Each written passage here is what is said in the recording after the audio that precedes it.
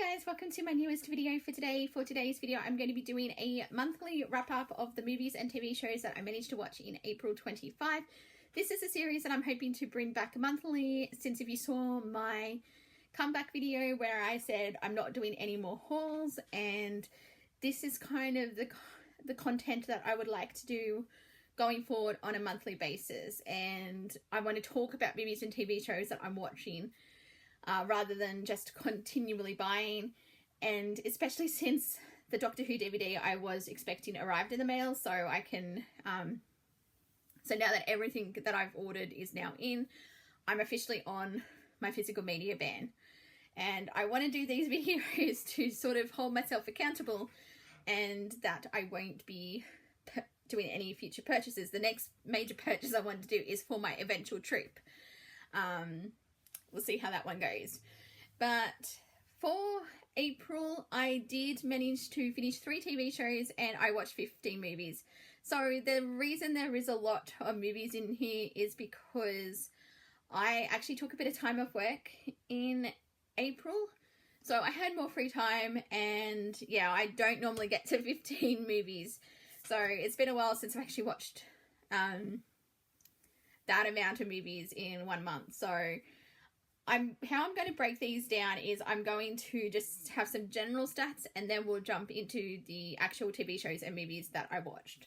So for the movie stats, I watched 1 movie at the cinema, 3 movies were streamed, these were all first time viewings, and 11 movies were out of my physical media collection. Now this video will not be having like the physical media items being shown. I'm planning a separate video for that. So it's just going to be me talking, and hopefully if I can figure it out, there'll be posters here. I'm hoping. I've tried fiddling with it in iMovie. I think I've got it, like how to do it, but yeah, just bear with me while I try and see how this turns out. So for the TV shows, 2 of them were streamed. So one was a TV show I was watching on a week-to-week basis, and the finale happened to be in April. Some of my shows are like that. Like I'll watch the week-to-week, and then whenever the finale is going to be like the month that I'll talk about the TV show. So one of those shows is that. Then I actually finished a show. I know I have not actually finished a show in a while, and I want to do that with some of my streaming shows. So this show, this particular show, all the seasons are out, so there'll be no more seasons. And yeah, I actually finished it. So, and then the other one that I watched, speaking of my Doctor Who DVDs, I watched a Doctor Who episode for my very slow in progress marathon. So it's taken me like 2 years to get to this point, because I know one of my goals for 2025, before I deleted that video, it was to at least get to the 2nd season, or like the 2nd Doctor's first series, because it's taken a while to get there. So, but that is all the stats of how things were watched. Let's talk about the titles and what, like, the TV shows and movies and my general thoughts. So first up, I have Death in Paradise Series 14. I really enjoyed this season. I gave it a 4.5 out of 5 stars. I really liked the new detective, Mervyn. I think his name's Don Gillet. I'm really not sure how to pronounce his name. I'm sorry. The only thing I was actually familiar with that he was in was he played Lance in Doctor Who, funnily enough. In the episode The Christmas Bride. I know he did appear in an episode of Death in Paradise, but I really don't remember that episode. So, which is funny, because I remember Ralph Little's episode that he did before he became the new detective. But okay, to be fair, the only reason I do remember that episode was because it was like a mini Primeval reunion, and I was all over it, because yeah, you basically had the actors who played Stephen and Abby were in the episode, and obviously at that time it was Ben Miller's Richard Poole as the detective. So that's why I remembered that episode, because it was connected to Primeval. Yeah, I don't remember his episode of Death in Paradise. I know he was the murderer, but I think it was during series 4, which would have been Kris Humphries being the detective. I don't remember anything else about that. It's been a while since I've seen those episodes, so... But yeah, I did really enjoy his take on as Mervyn, and I'm really curious to see where Series 15 is going to go based on the ending of Series 14. I know there is going to be... I'm assuming there's going to be a Series 15, because I know they're filming for a Christmas special, I think, and I think they have said there is a 15. I don't know if it's been officially confirmed, but I think it's pretty much... there's going to be a new season. So yeah, so I really enjoyed it. It's very different to the other detectives, which I kind of like, because obviously each new detective brings something different to the team. I thought it was funny watching like his interactions with the rest of with the rest of the cast, like with the commissioner and yeah, I found it hilarious. There was that one episode where he basically made a yelling noise at him, and he's never done that before with any of his other detectives, even though they've probably given him a lot of cause to over the years. But yeah, just his interactions, and also the new police officer. I'm blanking on his name right now, but he was hilarious. I loved him, and I hope he's around. Even though, funnily enough, I said the same thing about the one in the first episode of Series 14. I won't spoil it, but I thought, oh, this is going to be great. We're getting a new police officer. This is why we can't have nice sins. No. Yeah, I was pretty heartbroken. That's not how it played out. So yeah, so I did watch Series 14. As I said, love this show, and I'm really excited for where the show continues to go. Also, randomly, on a shallow note, the outfits for Naomi and Darlene this season were amazing. That's all I was gonna say.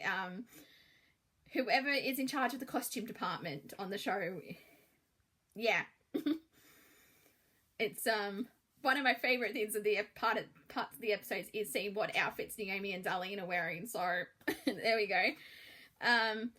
So that was Death in Paradise Series 14. Then I watched The Crown Series 6. So I really enjoyed The Crown when it was first on. Like, I loved Series 1 and 2 with Claire Foy and Matt Smith. Like, they're probably my favourite seasons of this show. I liked Olivia Colman's take as the Queen. But Series 5 and 6 was interesting. Particularly Series 6. Like, I did prefer Series 5 more than Series 6. But for me, with The Crown, I mean, don't get me wrong, it had a fantastic cast. I really did like Imelda Staunton and Jonathan Pryce. I think that's who played Prince Philip in the last 2 seasons. Series 6 just felt really rushed, and it was like they were trying, they had to get to a point so they could do Diana's death and the car crash and all the aftermath of that. Those episodes were done really, really well, and it kind of fell apart after that for me, because it was like they didn't have the time they wanted to tell the rest of the story, and I didn't really like how they kept jumping, like, just to how much they were jumping around with the timelines, because they were trying to get all these key points out, and yeah, like William meeting Kate and all of that, and yeah, it wasn't the strongest season to end on, I will say that, as someone who loved the start of the show. Like, yeah, as I said, those first couple of seasons were fantastic. Yeah, I don't know how to really feel about this, because, as I said, those 4 episodes at the start, some of the most heartbreaking moments of TV in that I've seen, and I'm not gonna lie, I did tear up watching the funeral scene. So I knew it was coming. It still made me cry. But yeah, I just thought the ending was a little weird. They didn't even do a tribute to the Queen. Like, the show, season 6 came out after the Queen had passed. There wasn't even a tribute to her. I just thought that was really, like, a show about the Queen. And like, we saw her whole life, or not her whole life, most of her life, because it stopped when Charles and Camilla got married. It was really weird. They didn't even have it, like, a kind of tribute to say, oh, Queen Elizabeth passed away, she ruled for 70 years, her son, King Charles, is now King Charles III. There was nothing. It just ended. Like, I watched the credits expecting some kind of tribute, and that was just weird. So, I ended up giving it a 4 out of 5 stars. Like, there was some good episodes, but the first half of the season was the strongest one. But I'm glad I did finally finish watching it, so. And then for the Doctor Who episode I watched was Galaxy 4, which is the first episode of season 3 with First Doctor, Vicky and Stephen. I had previously listened to this on audio when I was doing my massive marathon for the 50th, and I thought I didn't remember anything about this story. And then as soon as Vicky mentioned the word Chumbly, I went, I remembered some of it. I loved the Chumblies. I was like, oh, I remember this now.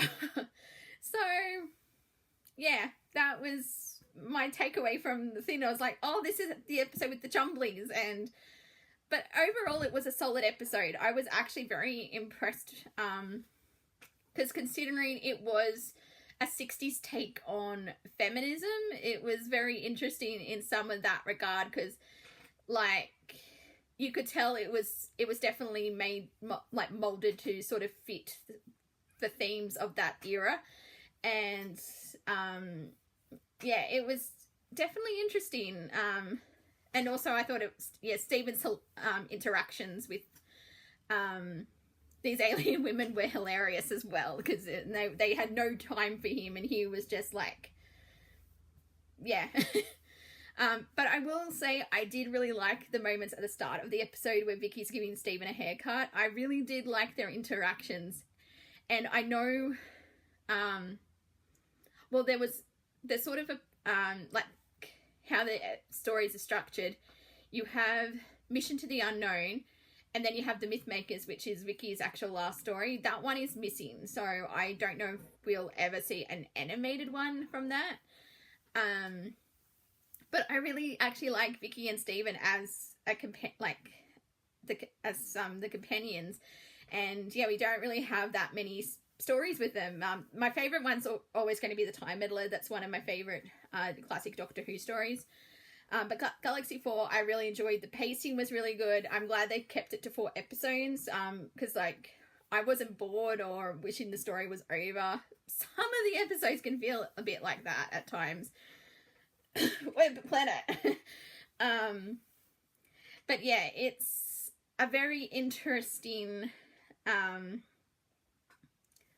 like story, because, like, this on this planet, then they're trying to they know it's going to explode and they have to get off it, but there's, like, 2 factions that have been crash landed on this planet, and it's, yeah, very much a case of, oh, they're not going to trust these aliens because they're very different. And it turns out these actual aliens are the good guys and they want to help, but because of their appearance, it takes a bit to like, open up to them and actually trust them.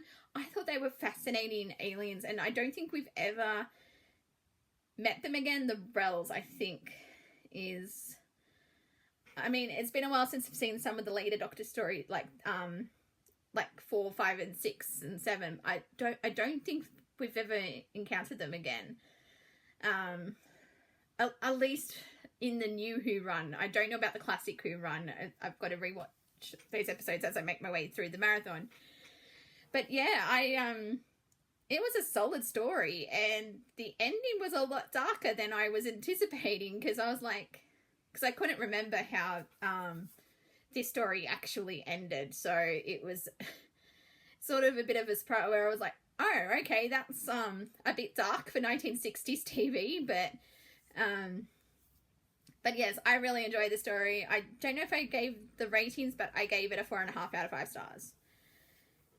Now on to the movies. I'm going to start with the movie that I saw at the cinema, and the one movie that I got to this month was a Minecraft movie. Now, I have never played Minecraft, so I have no idea what any of it's about other than that it involves building stuff, and it was interesting watching it because I know this movie has gotten a lot of controversy for, you know, things being thrown at the screen and things like that. My cinema screening was nothing like that. There was a message that appeared on the screen from the staff at my local, or like from my local cinema, where it basically said, please don't be a jerk and throw things at this particular scene. And I was like, what the hell's a chicken jockey? Because that was what it referenced that scene. And I went, have I missed something? Which apparently I had, but I'm not on TikTok, so I don't know anything about, you know, these type of trends and things like that. So yeah, it was, so that was interesting. I will say the movie surprised me. I went in with not very high expectations. I thought, oh, this will be a fun way to fill, you know, a couple of hours. I liked that it didn't overstay its welcome. Like, it was an hour and 40 minutes, and that was a perfect runtime. They didn't try to drag this movie out and make it like, you know, 2.5 hours long. It knew the story it was telling, and it's definitely like one of those ones where you leave your brain at the door and have a good time watching the movie. I will say I did like Jack Black as the main character. I was disappointed though to learn that we could have had Matt Berry, because when we got to the end of the movie and there's the post-credit scene, and I started laughing because I recognized Matt Berry's voice, and I'm sure everyone else thought I was weird because I don't think anyone else recognized Matt Berry's voice, but I did because I love What We Do in the Shadows. Yeah, because I was like, oh, that's Matt Berry, and then I googled afterwards and then said, yeah, he was offered the role but declined it, and I went, we could have had Matt Berry in this movie. So, like, Matt Berry and Jason Momoa, like, that would have been hilarious. So, but yeah, as I said, it was a fun movie. I liked the cast, even though I'm sad we didn't get Matt Berry in the role that we could have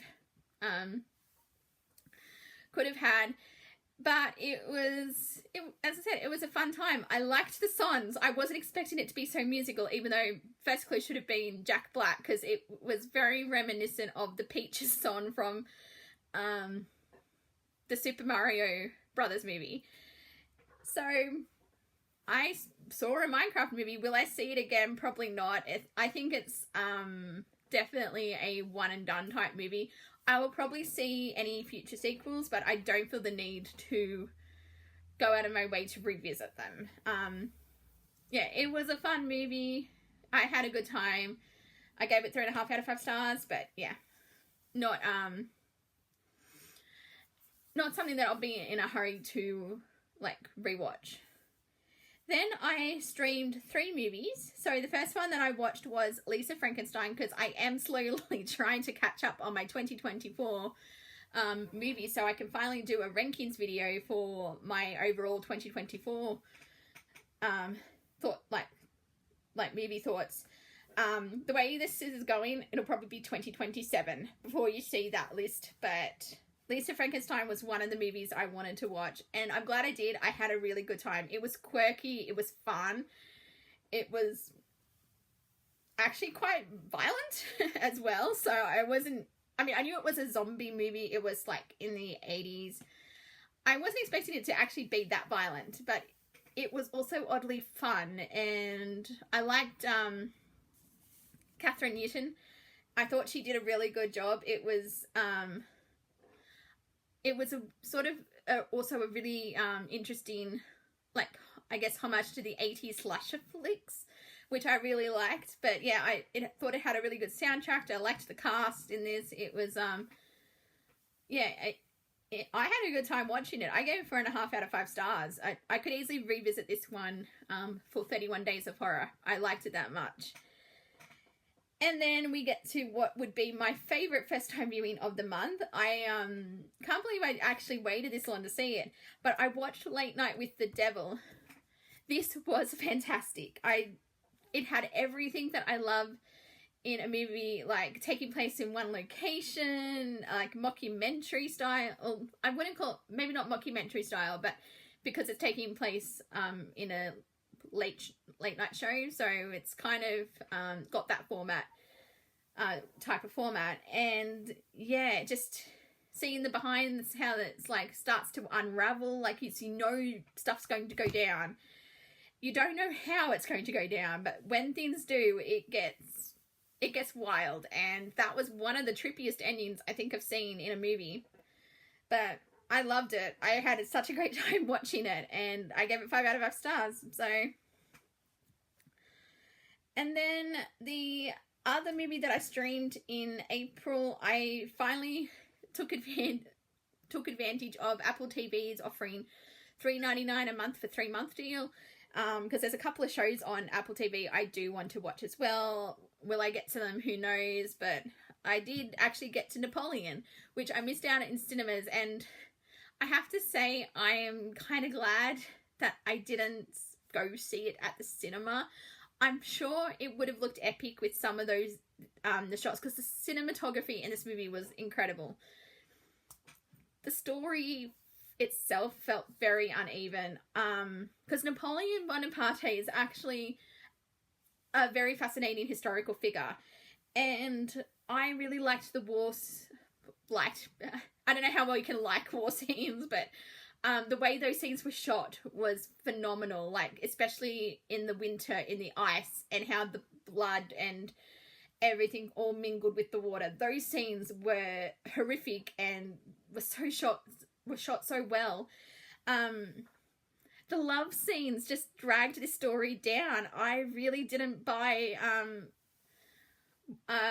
Joaquin Phoenix's and Vanessa Kirby's relationship, and I was not invested in that side of the story, which I know is part of Napoleon's history. I was bored during those scenes. I wanted it to go back to the politics and the war and everything else, and which is weird because I love both those actors, but I just don't think they worked well together. So I was a little disappointed in that. Everything else about this movie I liked. I can't say for certain how accurate things were. I knew, as I said, I know some of Napoleon's history, but not a lot. I would like to learn more. Because, yeah, it was, I don't know, it was just a weird mixed bag for me, and I ended up giving it a 3.5 out of 5 stars. I won't be revisiting this one. It's a one and done. I will say I'm kind of surprised this movie didn't do better at the Oscars. I know it was up against Oppenheimer, and I know obviously Oppenheimer swept that year, which would have been last year. I'd say that year. It was last year. Oppenheimer swept last year. Yeah, I thought it might have actually done a bit better in the technical awards, but I think it did. It was like production design, costume design. So I thought, yeah, it actually had really good cinematography. It's just the story itself was a little bit lackluster. But I watched it. It was one of those movies that was on my to watch list. So that is that.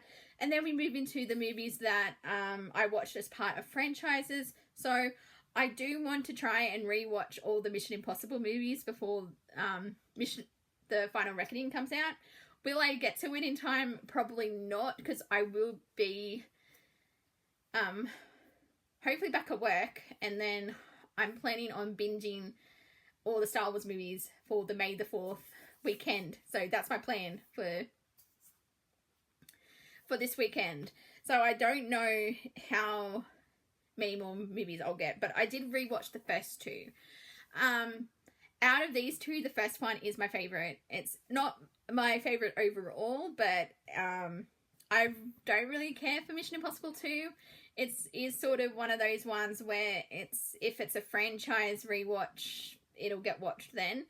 I think the first Mission Impossible movie is a great introduction to this franchise. It's, yeah, just sort of seeing, like, you really feel like Ethan's desperation to find, to stop what's happening, and dealing with the aftermath of his team being killed and him being framed for it is just, like, you're invested in the story. And in Mission Impossible 2, you don't really feel that. And it feels like a different movie, which I think's a common opinion. I haven't seen too many, like, where Mission Impossible 2 is, like, rated really highly. I mean, I could be wrong. It's him, but personal opinion, yeah, so Mission Impossible, the first one, is a 4 out of 5 stars. Mission Impossible 2 is a 3.5 out of 5 stars. Like, it's not a bad movie. It just doesn't feel like a Mission Impossible movie. And also, it's a shame because this was filmed in my neck of the woods. Well, I say neck of the woods. It's like, I live 3 hours away from Sydney. So, but yeah, you have the advantage of it being filmed in Sydney. And yeah, it's just a shame as the movie's not the best one out of the franchise. So yeah, so there was that one. Then I continued on with my Disney and Pixar marathons because I would like to try and finish as many of the Disney and live,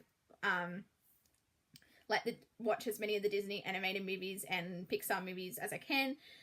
Because at this point in time, the reiteration of my Disney World trip is December 2027. Will that happen? Who knows? But it's something that I'm working on, and I was up to 101 Dalmatians in my Disney animated one. I forgot just how like adorable this movie is, and also how scary it can be. Because you watch this movie for the first time, you're going to be terrified for the for all the puppies and that she's going to get away. And Cruella is a legitimately terrifying villain for a Disney movie. And yeah, and you're sort of watching and you're like, this was made in the 60s. Like, can you just imagine how terrifying that would have been for audiences to watch that movie? I've seen this movie and even I was like getting a bit tense watching it. So, but yeah, I love 101 Dalmatians. It's one of my favorite Disney movies, 5 out of 5 stars. And then the next Pixar one I watched was Monsters, Inc. because I actually started the Pixar marathon a couple of years ago and then I kind of abandoned it. I got up to Monsters, Inc. and yeah, I didn't get very far with the rewatches. But I forgot just how much I do love this movie. I've loved this movie ever since I saw it at the cinema. And yeah, 5 out of 5 stars again. One of my favorites is, it's kind of interesting because it's the first few Disney movies are or like Pixar movies are like top tier level movies.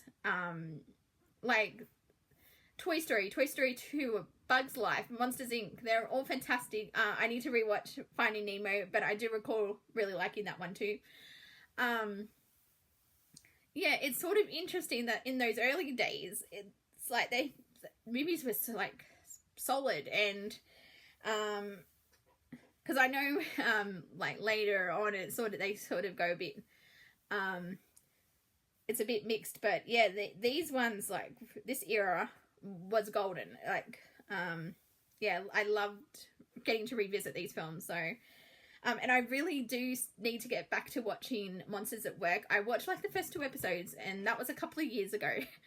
So I think at some point in May watching Monsters at Work will be a priority. So we have that. And then most of these movies were watched because I wasn't having the best month physical health wise, and I wanted to watch something that I really enjoyed. So we have June 2021, 5 out of 5 stars, fantastic sci-fi film. Such a great adaptation of June, which is one of my favorite books of all time. And yeah, it's just the way they managed to sort of like tell the story, and also you get like the political landscape, and it's nearly a 3-hour movie. It does not feel that long. Like you're well, at least I'm not to say you're I'm invested in the story. Like, and I've seen this movie quite a few times, and I'm still not bored watching it. I will say that was a very rude placing that table over Oscar Isaac like that, because when I rewatched that scene, I was just like, oh, come on, there's all this stuff going on and you can't have, you know. Yeah. I know it's been said before, but yeah, that was like, that could have been a really good moment. And I was like, nope, there's a table there. So, but yeah, I do love this film. I love the cast, and I do need to rewatch Dune Part 2. I haven't, obviously, well, you'll be able to tell, I have not done that this month, hopefully next month. But yeah, and I'm definitely excited for Dune Messiah coming out next year. So next year's going to be stacked. There's so many movies coming out. It's like it's like all the movies are coming out next year. So then this was again, wanted to watch something where I didn't have to focus too hard, and I love this movie. I don't care what anybody else says. Ocean's 8. I'm going to be controversial here and say I prefer this over the original Ocean's trilogy. I didn't really care for those movies all that much. I haven't even rewatched them since the first time I saw them, and that was over 10 years ago. But I love this movie. I don't know why. Actually, I do know why. It's full of beautiful women who are planning a robbery. What's not to like about this movie? Yes, I'm very shallow, just in case it wasn't already obvious. But yeah, I love it. I have a great time watching it. It's a fun heist movie, and as I said, amazing cast. 5 out of 5 stars. And then for Good Friday, I watched Jesus Christ Superstar, the 1973 version. This is my go-to, like, Easter movie. I know most people would go 10 Commandments. I go Jesus Christ Superstar. I love this film. It's, I love the songs. I always love watching it. And this is one of the ones I go to every single year. I haven't gone back to it yet, but I did start a rewatch of Andrew Lloyd Webber's, like, musicals, because I have quite a few of them. But yeah, I haven't got to, because I haven't continued it. So I did go back to the 1973 one to watch for Good Friday. But yeah, I will, yeah, because I rewatched them in chronological order. So after this one, it would be Evita from the 1996 movie, but I'm up to the Phantom of the Opera, the 2011 production. So, but yeah, I love watching this movie. So it's and then I just randomly have songs stuck in my head, particularly where Jesus is brought before Pilate the second time, like all that back and forth with the crowd. I just have it just randomly stuck in my head, all the, like, just different points during the day. It's I just hear, we have no king but Caesar. so yeah, that's that one. And then I randomly felt like watching Triangle. This is from 2009. This is an interesting one. I really do enjoy this movie because I love time loop movies and movies that predominantly take place in one location. You all know I'm a sucker for. Yeah, I rewatched this one because I hadn't watched it since I bought it, which is pretty much the story of most of my collection. It was still in the plastic, so that's sort of goes out like you know, that I've just put it on the shelf and I hadn't watched it. This is, yeah, it's very interesting to watch because it's like such a gripping story, but at the same time, you don't really get any answers about why any of this is happening. It's the only reason I don't give it a 5 out of 5 stars. It's a 4.5 out of 5 stars. I have a good time watching it, seeing it all play out. Like, it's very horrific and graphic in parts. And yeah, we don't have any reason why she's in this, like, actual reason why she's in this time loop. It's one of those movies where, yes, you can infer from previous scenes that she's not really a nice, well, actually, no, she's a horrible person. It's not sugarcoating it, because, yeah, you get to a certain point at the movie, and then you're like, yeah, she deserves everything that's happening to her. I will say I actually think the cast is really great as well. Like, because you have Melissa George playing the main character. You have a very young pre-Hunger Games Liam Hemsworth in this. I think this was like only his second movie that he had done. So that was interesting. I'd also learnt, because this is one of the cases where I randomly watched the featurette of like the making of for the movie. And yeah, he got called up like a day before the movie started, because it was filmed up on in Queensland, which the movie is revealed to take place in Florida, but all I could see was, you know, I could tell it was shot in Queensland, because I was like, oh yeah, this movie was filmed in Australia. So yeah, it's, as I said, it's a really good film, because I feel like most people probably haven't heard of it, but basically Triangle, it's about this single mother. She has a son with special needs, and she's struggling with that. She gets invited to go out on a boat, and they get caught in a storm, and then they come across an abandoned ship. They all start dying mysteriously. This is not a spoiler. It's it kickstarts the plot. They all begin to start dying, and eventually she figures out she's in a time loop, and she needs to escape to get back to her son. And it just unravels from there. And it's like, it's sort of like, no matter how you change the course of the, like you change the sequence of events, it's meant to play out. And yeah, I really enjoyed this movie. And I was like, if I'd probably had to recommend a movie, well, probably I would recommend Triangle and also Late Night with the Devil. Like, they'd be my recommendations for this month. I do have a couple more movies to talk about. I also rewatched Free Fire, which I hadn't done for a couple of years. This movie grows on me every single time I watch it. It's a very interesting movie to watch, just because it all takes place in this one location, and eventually it gets to a point where it's just a half an hour shootout, and yeah, it's like, if you wouldn't think that would work, like, especially because the movie I think is at least an hour and a half, an hour 40, so like half of that movie is just them shooting things out and talking, and so yeah, it's very interesting watching it, but the dialogue is on point. Like,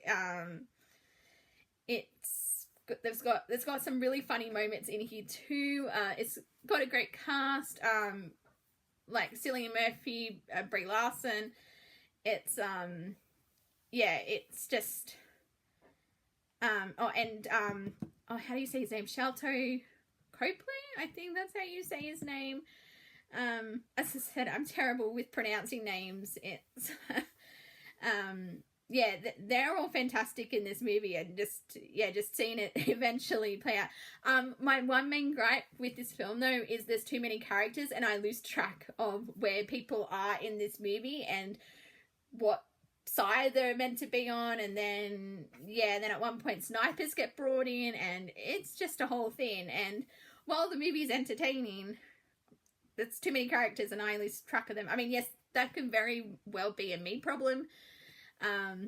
But that's just sort of why it gets a 4 out of 5 stars, just because I lose track of who's who, to be honest. And then I have 7 Psychopaths. We're almost done, guys, I promise. 7 Psychopaths. Now, this is a really interesting movie, because I feel like I can't really recommend this, just because if you're easily offended, this is not the movie for you. But I love this movie. It's very, politically incorrect. And there's a lot of derogatory language in here, particularly towards the LGBTQIA community, and also to women. And it can get awkward at times to watch. But the movie that it tells is, if you're okay with watching that type of content, I don't know, I just love this movie. It's got a great cast.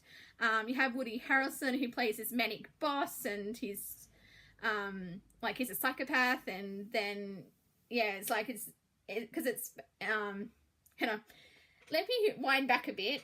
Basically this movie, it follows a screenwriter. He's trying to finish his screenplay, but he's having this writer's block, and he's trying to talk about it. The subject he's writing about is psychopaths. So he's an alcoholic, like severe alcoholic, and he doesn't realize that all the people around him are basically psychopaths, and him coming to that realization event, like, down the line, is actually really hilarious how it works, because it's sort of told in an interesting way, because he's writing the screenplay, and you think these are all characters that he's come up with, but then you realize real life's mirror a bit more. It's more of a case of life imitating art. That's what I was trying to come up with. So the topic's a bit closer to home than he realizes, and then it does follow like that very classic. They're writing the screenplay. There's like the story within the story type elements, and then there's a massive shootout at the end, and I love this movie. It's a 5 out of 5 for me. I don't think I can recommend it though, unless you like a very certain type of like humor and so just with that content warning in place. That said, I do recommend it. Well, I personally recommend it if you can handle that type of like offensive like language, and and then we get to the last movie on this list, and that is Mighty Morphin Power Rangers the movie. So I randomly felt like watching this, and I haven't felt like watching anything with Power Rangers in it since Jason David Frank passed away, because he was like my childhood, one of my first celebrity idols. I met him as like at a convention. It was, so when he passed, that was it was really hard to get back into Power Rangers, and I haven't watched anything since then. I did watch the Netflix 30-year reunion, or not reunion, like the 30-year special that they did, but that was it. I haven't even gone, like, I have pretty much, I think I have up to Mega, Dino Thunder, actually, I think, no, Dino Charge, I have up till Dino Charge, not Dino, I have Dino Thunder, I have up to Dino Charge in my collection, and my plan was to do a rewatch of all the Power Rangers to get to, the 30th, and then everything happened, and I did not do that at all. One of these days I may get back to it. I'm actually, after I rewatched the movie, I was like, I really want to go back to the original TV show and like rewatch it, because that show was my childhood, as I said. So maybe I've got so many shows I'm in the middle of. I don't need to do a rewatch, but at the same time, I really want to do a rewatch. So, but I love this movie. I've said it before, this movie is such a guilty pleasure. Like, yes, I will fully acknowledge that the movie itself is not that good. I have a great time watching it though, and it makes me happy, and also that Angel Grove randomly looks like Sydney, so seeing parts of Sydney pop up in this movie is hilarious. And that like Centre Point Tower, I think it's called Sydney Tower now, but I'll always refer to it as Centre Point Tower. That becomes a part of the movie. Like, Ivan uses it as a weapon, so I just have a great time watching it. That's all I can really say about it. And the most recent rewatch was no exception. So it gets a 5 out of 5 stars from me. And who knows, maybe one of these days I will actually do that Power Ranger marathon and watch all the seasons, because I know I never watched, I kind of have a mixed one, because like obviously I watched it in the 90s. I think I watched up till some episodes of Lightspeed Rescue because they stopped airing it in Australia, and then I think I watched bits and pieces later on, like the Disney ones, even though I heard a report that apparently Disney's producing the next season of Power Rangers. So I don't know where that came from, because yeah, they had it at one point and then they sold it to Netflix. So but yeah, that's random thoughts, but yeah, one of these days I will do the marathon. So there we have it, 45 minutes later. That's all the movies and TV shows I talked about. So yeah, we want to hope that next month I don't watch nearly as many things, because we could be here for nearly an hour. So thank you guys for watching. If you've stuck it out this long, I apologize for how rambly I got at points. It's been a while since I've done this type of video, so yeah, it's I can't promise that these videos will be this length in the future, but because you all know what I'm like by now if you've been around since the early days. But I'm going to stop it here before I keep rambling. Thank you guys for watching, and until my next video, I'll see you guys next time. Bye.